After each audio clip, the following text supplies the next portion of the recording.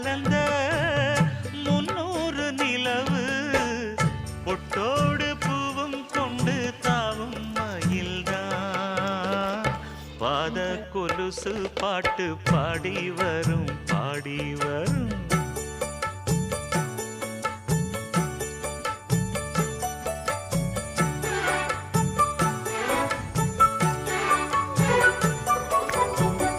செஞ்சாந்து குழம்பெடுத்து தீட்டி வைத்த சித்திரமே தென்பாண்டி கடல் குளித்து கொண்டு வந்த முத்தினமே தொட்டாலும் கை மணக்கும் தென்பழ